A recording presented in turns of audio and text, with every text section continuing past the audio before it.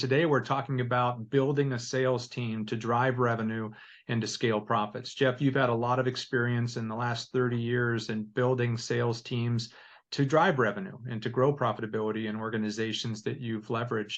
Talk a little bit more about that process of when you made the switch to move from being me to we, and you started building out that sales team. Yeah, I would say when I was like 19 years old and I took my first sales job, and there was like 2 salespeople in the building, and we were doing $1 million a year in sales. I'm doing 500, the other girl's doing 500, $1 million company. Next thing I know, the owner hires 10 people, starts them all the same day. And a year later, we're doing 5 million in sales. I'm like, holy crap, is it that easy?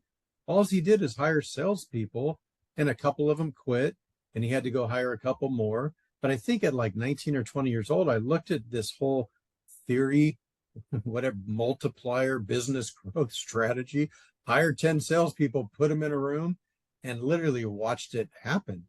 And because they hired salespeople who wanted to get to the top, me and the other salesperson were like first and second place. Everybody's trying to take us down, and some of them did. And I'm like, wow, this is amazing, just competition and salespeople. And they had a decent product. On a scale of 1 to 10, it was probably a 7. It wasn't a 9 or a 10. It wasn't crap, but our product was good. People were reordering, which is important that clients come back, right? But I think that was the first time I saw it. So I learned pretty early on, wow, if you just grow your sales team. My friend ran a Honda dealership in Corona, California. He goes, Jeff, I had 10 salespeople. They're all selling 10 cars a month. We're selling 100 cars a month. All I did is go out and hire another 10 salespeople, and we sold 180 cars a month with the same amount of leads, the same amount of cars on the lot. How come more salespeople sell more? I can't quite understand it. It's a phenomenon. More salespeople just automatically sell more. So I think the power of a sales team, man, I learned early on. And I didn't really love running sales teams. I was pretty good at it. I like salespeople, their personalities, they're results oriented, they're competitive, they played sports, and I love the camaraderie of like people that are like going for it, working hard. So that part was fun. But you get a lot of losers along the way too, right? That don't work hard, that complain, and they end up getting fired or they quit. And that's kind of sad because churn is part of a sales team. Not everyone's cut out for sales.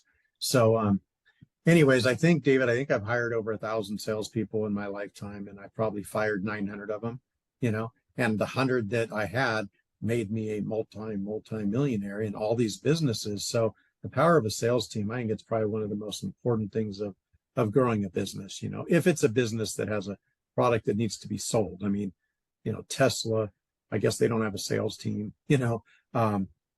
Amazon, I mean, they have salespeople, but, if you build the technology and the website and it sells itself because of free shipping, it's a little, not every business needs salespeople, but all the businesses I had were built on sales teams. So, that was a big secret of my success, is just adding people. You add revenue. If the product's right and the margins are right, you add a lot of profit.